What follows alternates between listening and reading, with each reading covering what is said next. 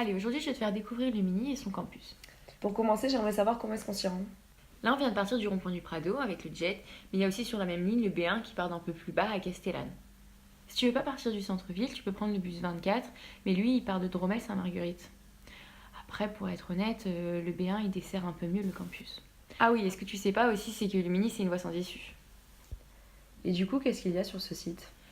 Lumini c'est d'abord un campus universitaire qui a été construit en 66 où il n'y avait qu'un seul bâtiment. Donc tu peux voir qu'il a quand même pas mal évolué depuis. Comme on l'a vu avec le bus, Lumini c'est un quartier à part entière, mais en lisière de la limite géographique de Marseille. On a essayé de prendre le modèle des campus américains, mais on n'a pas été aussi loin.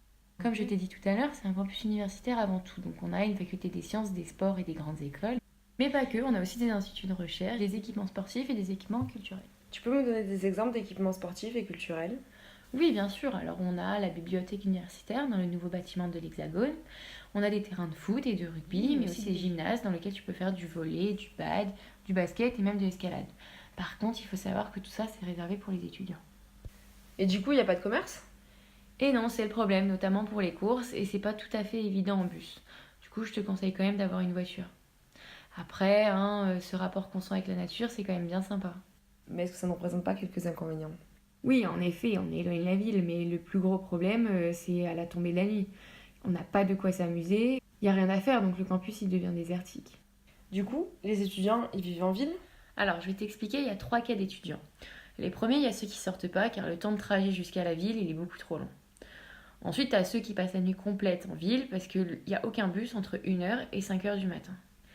Et puis pour finir, tu as ceux qui ont décidé d'aller vivre en ville, parce que la dynamique, elle manque complètement au campus.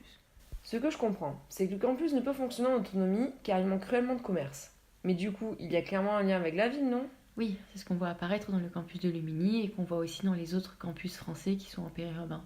Le lien avec la ville, il est nécessaire et il se fait par un élément attractif. Ici, c'est le parc national des Calanques. Mais qu'est-ce que ça implique? Alors, il est passé parc national en 2012 et la fréquentation aujourd'hui, elle est de 2 millions de personnes à l'année. Pour te donner une ordre d'idée, c'est le double de visiteurs du Mucem. C'est seulement les calanques qui font le lien avec la ville? Non, pas seulement. Il y a aussi toutes les associations qui louent les équipements sportifs comme le mur d'escalade ou les terrains de foot extérieurs et qui ainsi proposent des cours au public. Je reviens en arrière. Mais avec 2 millions de visiteurs par an, comment ça se fait qu'il n'y ait personne la nuit sur ce site? Alors, comme c'est un site classé, on cherche à protéger l'espace et pas à se l'approprier. Pour ne pas dégrader la biodiversité du site, on cherche à minimiser l'impact de la pollution lumineuse. Tout ça fait que par ce manque d'activité nocturne, le campus est vidé des touristes la nuit. Mais du coup, est-ce que le campus arrive à accueillir tous les véhicules de ses étudiants et de ses visiteurs? Alors là, en effet, tu as soulevé un problème. On a clairement un manque de places de stationnement et les voitures se garent n'importe où et ça arrive à un point dangereux parfois. Et tu sais si quelque chose est prévu pour répondre à ces problèmes? Alors oui, il y a une étude de la gamme qui a prévu de mettre des bus toutes les 5 minutes sur la ligne B1.